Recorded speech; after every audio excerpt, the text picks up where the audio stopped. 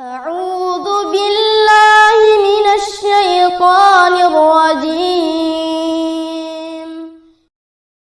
Kita akan lanjutkan pada poin yang selanjutnya. Di antara dosa besar itu adalah aklul haram, yaitu memakan sesuatu yang sifatnya haram. Ikhwati fillah, kaum muslimin yang dirahmati Allah Subhanahu wa taala. Memakan yang haram itu banyak macamnya.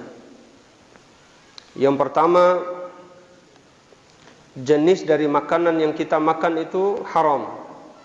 Ya. Yani zatnya itu memang benar-benar haram. Kemudian yang kedua, yaitu makan harta yang haram. Ya. Makan harta yang haram dimaksud di sini adalah boleh jadi dia itu mencari ma'isyah,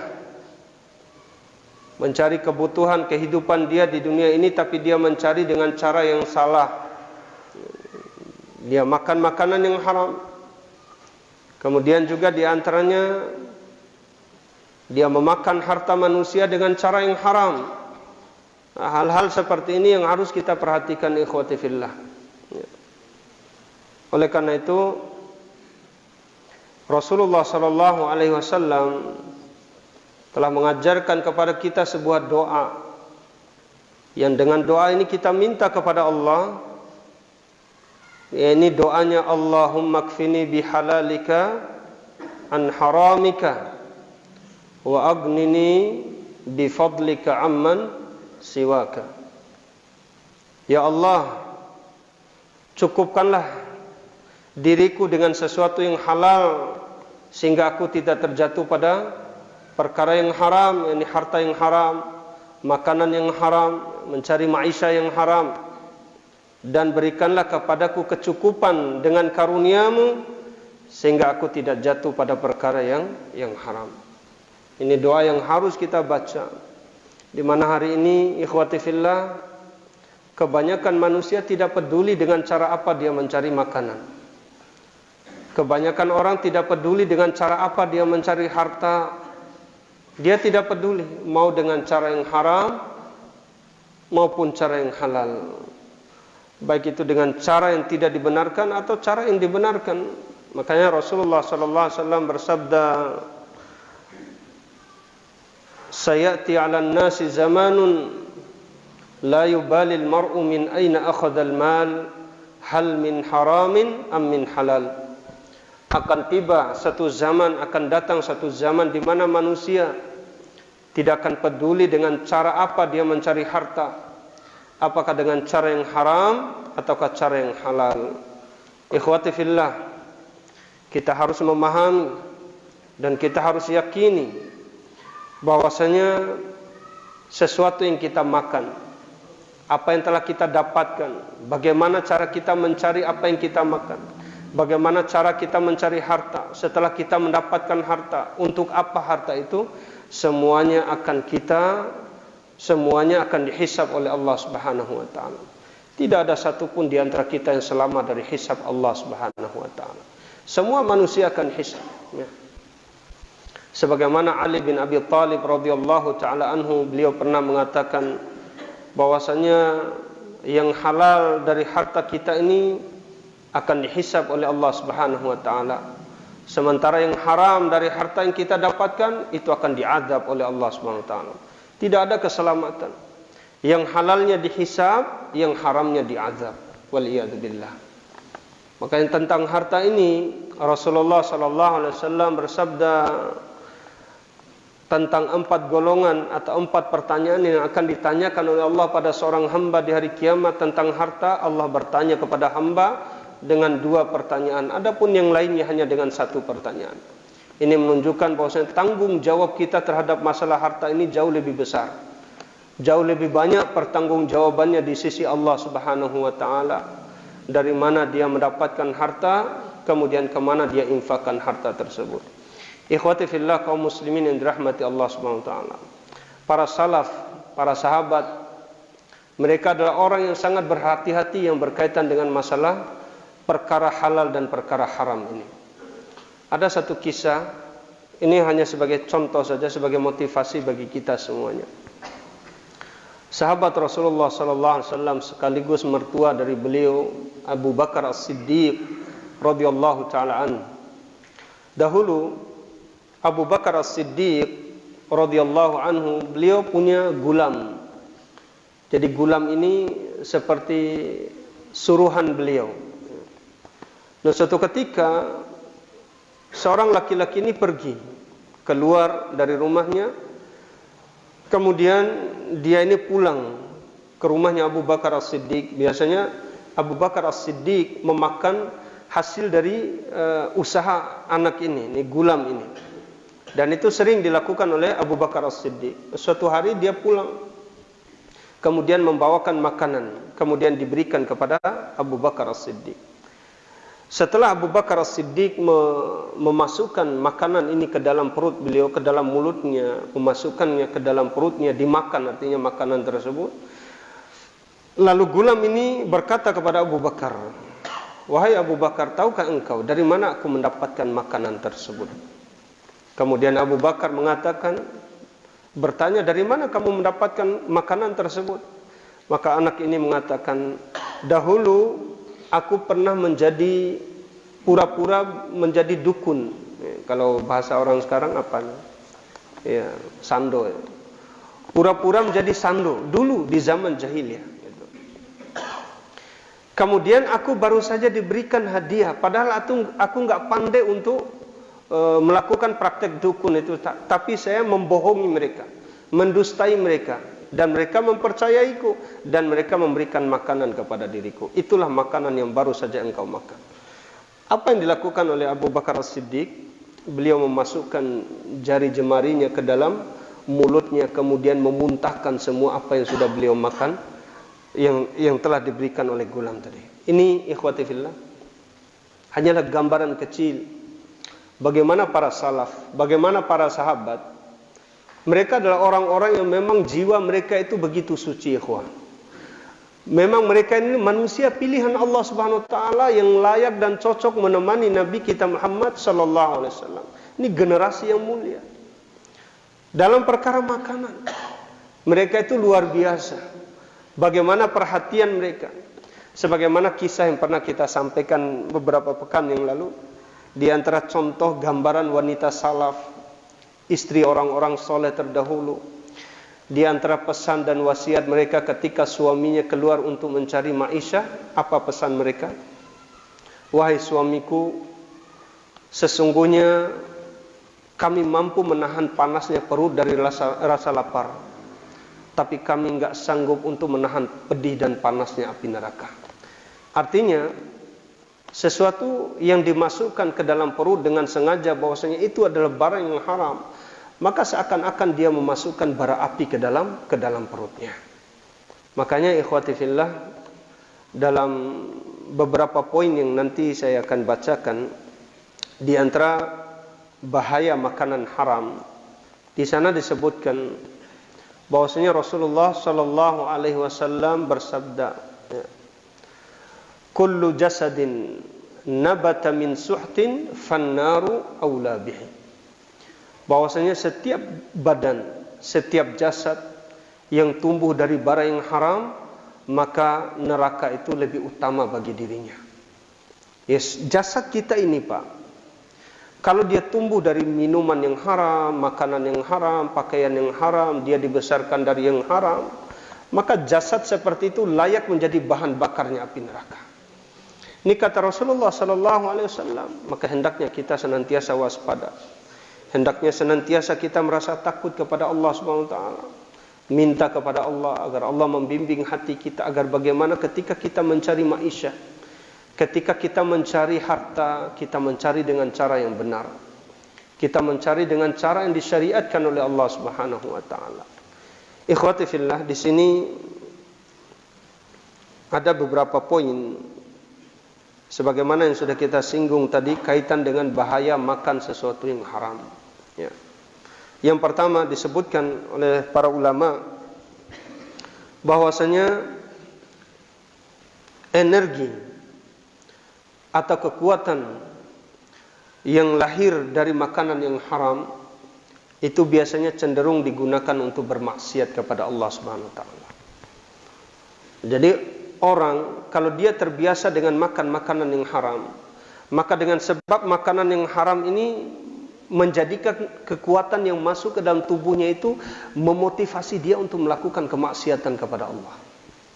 Coba kita lihat satu saja di antara contoh ayat, Pak, yang berkaitan dengan kias tentang poin yang pertama ini. Allah Ta'ala berfirman, hal jazaa'ul ihsan illal ihsan. Tidaklah balasan dari kebaikan itu melainkan kebaikan yang serupa. Artinya bisa kita ambil pemahaman terbalik daripada ayat ini adalah sesungguhnya keburukan itu tidaklah menghasilkan melainkan keburukan. Satu saja contoh, Pak. Orang minum khamar. Dia minum khamar. Oleh para ulama mereka mengatakan bahwasanya khamar ini adalah ummul khaba'is. Apa artinya ummul khaba'is? Induk dari semua perbuatan kejahatan. Itu ummul khaba'is. Seseorang minum khamar, kira-kira apa yang akan dia lakukan setelah dia minum khamar? Akalnya hilang. Maka setelah dia minum minuman yang haram itu, dia pasti akan melakukan sesuatu yang haram pula. Itu sudah pasti, Pak. Ya.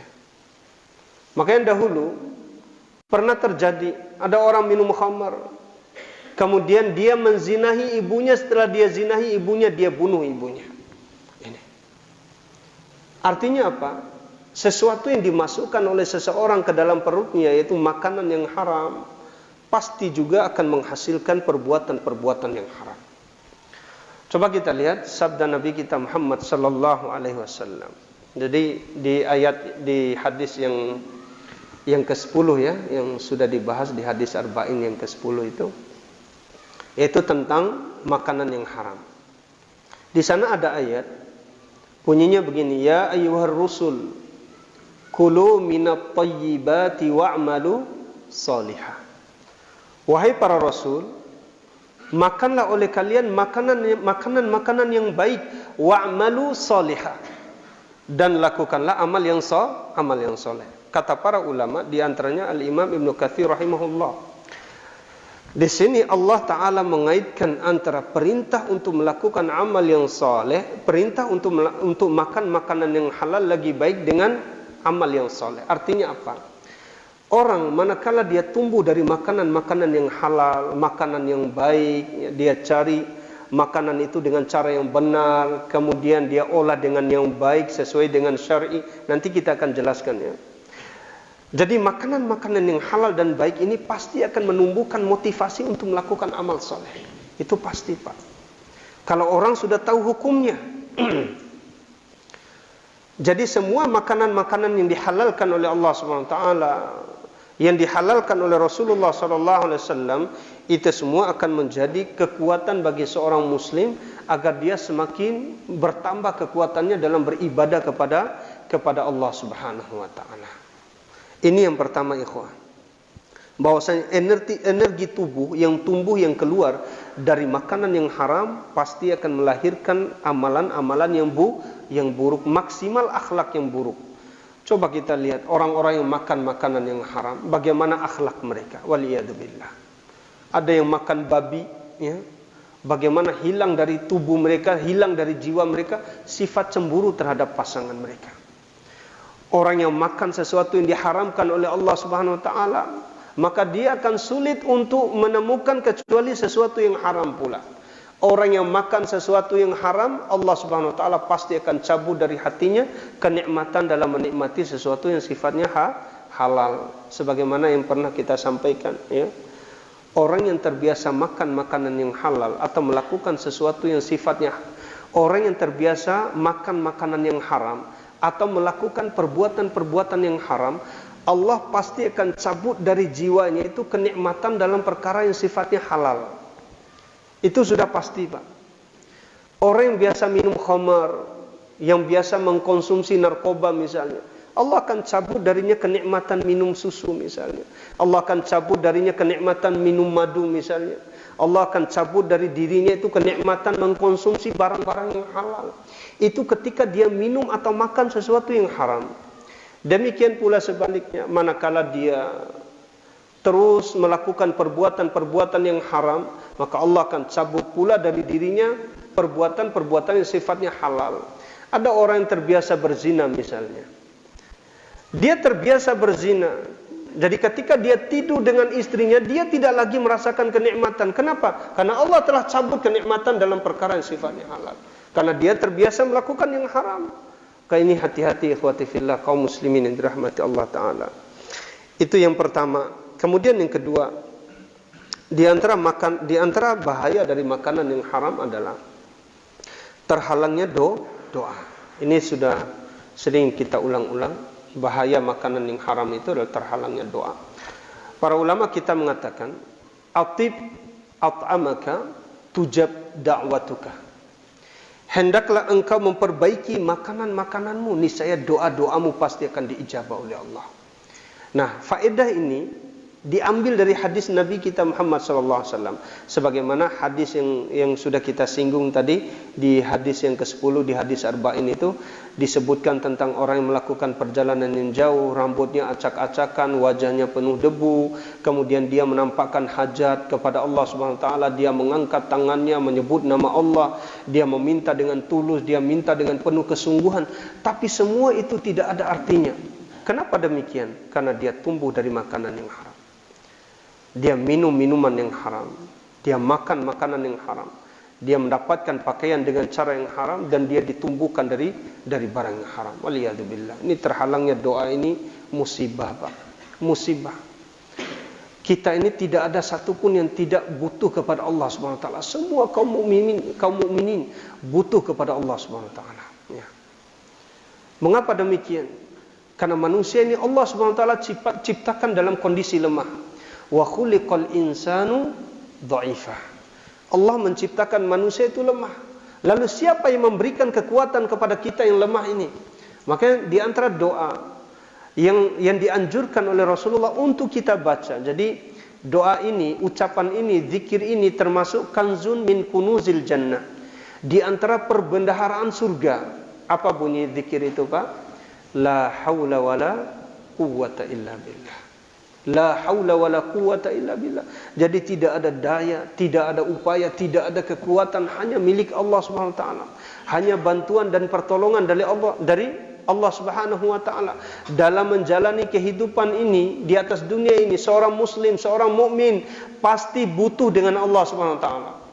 Pasti dia butuh dengan pertolongan Allah, pasti dia butuh dengan bantuan Allah Subhanahu wa taala. Maka bagaimana supaya doa-doa yang ia panjatkan, doa-doa yang ia langitkan kepada Allah, doa-doa yang dengannya dia meminta kepada Allah Subhanahu wa taala agar doa ini diijabah oleh Allah, maka dia jaga makanannya. Dia perhatikan makanan yang masuk ke dalam perutnya. Dia perhatikan ini pakaiannya, dia perhatikan minuman yang masuk ke dalam perutnya. Maka dengan demikian dia telah menjaga bahwa doa-doa itu insya Allah akan sampai kepada Allah Subhanahu wa taala. Kemudian yang ketiga, di antara bahaya makanan yang haram, sebagaimana hadis yang sudah kita sebutkan di awal tadi, ancaman berupa azab di hari kiamat. Rasulullah sallallahu alaihi wasallam bersabda, kullu jasadin nabata min su'tin fannaru aula bihi. Setiap jasad yang tumbuh dari barang yang haram, maka neraka lebih pantas bagi dirinya. Waliyadzubillah. Yang keempat, di antara bahaya makanan haram adalah terkikisnya iman di hati. Akan membuat iman itu terkikis dalam hati. Rasulullah sallallahu alaihi wasallam bersabda, la yashrabul tidaklah seorang dia minum khamar, ketika dia minum khamar imannya sempurna. Artinya adalah ketika seseorang dia minum khamar, maka dia tidak dikatakan sebagai mukmin ketika dia minum khamar. Lihat, dia minum khamar, Allah cabut iman dari dalam hatinya, tapi tidak dicabut secara keseluruhan sebagaimana sudah kita bahas kurang lebih 2 pekan yang lalu. Jadi yang dicabut itu adalah kesempurnaannya, bukan asas iman itu sendiri. Ya, kita sepakati bahwasanya setiap dosa besar, ya, selama itu dosa yang tidak menjadikan orang keluar dari Islam, maka aslul iman itu tetap ada di dalam hati seorang hamba, selama dia tidak melakukan amal-amal yang bisa mengeluarkan dia dari Islam. Contohnya, Amal apa kira-kira yang bisa mengeluarkan orang dari Islam? Contoh Pak, perbuatan syirik, menyembah kepada kuburan, bertawassul dengan wali-wali. Ini semua penyebab-penyebab yang menjadikan orang keluar dari Islam. Tapi ketika orang itu terjatuh pada perbuatan yang sifatnya kabair, misalnya zina, kemudian minum khamar, mencuri dan yang semisal dengannya, Allah cabut kesempurnaan iman dari hatinya. Baik, ini bahayanya ikhwati fillah. Kemudian yang kelima, di antara bahaya makanan haram adalah makan makanan yang haram merupakan bentuk kedurhakaan kepada Allah dan mengikuti langkahnya syaitan. Allah Ta'ala berfirman, Ya ayyuhan nas, kulu mimma fil ardi halalan tayyiba, wa la tattabi'u khutuwatis syaitan. Wahai seluruh manusia, makanlah oleh kalian makanan-makanan yang halal. Kulu mimma fil ardi halalan. Ya. Halalan tayyiba. Makanlah oleh kalian makanan-makanan yang Allah Subhanahu wa taala rezekikan bagi kalian di atas dunia ini, makanan yang halal lagi baik. Wala tattabi'u khutuwati syaitan, dan jangan kalian mengikuti langkah-langkahnya syaitan. Ini ikhwati fillah, orang yang makan makanan yang haram, dia durhaka kepada Allah dan dia menjadi pengikut atau mengikuti langkah-langkahnya syaitan. Kemudian yang selanjutnya, di antara bahaya makanan yang haram adalah akan memudarkan semangat seseorang dalam melakukan amal yang soleh, sebagaimana yang sudah kita sebutkan di beberapa poin sebelumnya. Kemudian yang terakhir, di antara bahaya makanan yang haram yaitu melemahkan daripada kekuatan kaum muslimin. Ya. Melemahkan kekuatan kaum muslimin. Coba kita lihat hadis yang berkaitan tentang masalah riba. Tentang riba, Rasulullah sallallahu alaihi wasallam bersabda, "Idza tabaya'tum bil 'inah wa raditum biz zara' wattaba'tum adnabal baqar wa taraktumul jihad." Apabila kaum muslimin melakukan 4 perkara ini, apa bahayanya ikhwati fillah? Apa hukuman dari Allah Subhanahu wa taala yang akan diberikan kepada hambanya apabila kaum muslimin melakukan 4 hal ini? Yang pertama, idza tabaya'tum bil 'inah. Apabila kalian melakukan transaksi jual beli riba. Ya. Idza tabaya'tum bil 'inah. Yang kedua, wa raditum biz zar', yaitu sibuk dengan sawah ladang, sibuk dengan pertanian, sibuk dengan sawahnya, sibuk dengan ladangnya, kemudian meninggalkan amal soleh. Nih, siapa yang punya ladang? Wah. Banyak orang yang meninggalkan sholat karena sibuk dengan ladangnya. Bahkan ketika puasa Ramadan, banyak kaum muslimin yang enggak puasa karena sibuk petik jagung di bulan Ramadan, Pak. Alasannya kan ini cuma sekali setahun. Setiap tahun bapak itu begini, petik jagung terus. Pas panennya jatuh pas bulan Ramadan. Ini bukan alasan. Ini dosa yang disengaja, yang dilakukan berulang-ulang. Ya. Sibuk dengan sawah ladangnya. Kemudian yang ketiga, wattaba'tum adnabal baqar. Dia mengikuti ekor-ekor sapi. Dia punya sapi 20 ekor, 30 ekor, 40 ekor. Dia bawa ke hutan. Sibuk dia dengan ekor sapinya. Dia enggak pernah sholat. Tidak peduli dengan agama Allah SWT. Ini hati-hati. Kemudian yang keempat, wataraktumul jihad. Nah, kalian meninggalkan jihad di jalan Allah SWT. Apa hukumannya? Sallatallahu alaikum dhullah. Allah Subhanahu wa taala akan meratakan kehinaan pada seluruh kaum muslimin. Sallata yusallitu, yakni meratakan kehinaan itu diratakan kepada seluruh kaum muslimin. Kena kehinaan ini. Jadi Allah Subhanahu wa taala tidak akan mencabut kehinaan ini dengan sebab dia melakukan 4 perkara tadi, kecuali dengan 1 cara. Ya. Allah akan mencabut kehinaan ini, Pak, hanya dengan 1 cara saja. Hatta tarji'u ila dinikum, sampai kalian kembali kepada ajaran agama kalian. Silakan melakukan perniagaan. Silakan melakukan cocok tanam. Silakan berwirausaha. Tapi jangan tinggalkan kewajiban kita sebagai seorang muslim. Salat tetap harus dijaga. Amalan-amalan wajib dalam syariat Islam tetap harus kita laksanakan. Perintah-perintah Allah SWT tetap harus kita jalankan. Batasan-batasan Allah SWT tetap harus kita perhatikan. Tidak ada yang salah. Yang salah itu manakala ada orang yang dikasih karunia yang begitu luas oleh Allah, lalu dengan karunia yang luas itu dia melupakan perintah Allah SWT pada dirinya. Taib. Karena ini sudah waktu Isya, kita azan dulu. Kita akan lanjutkan setelah azan Isya.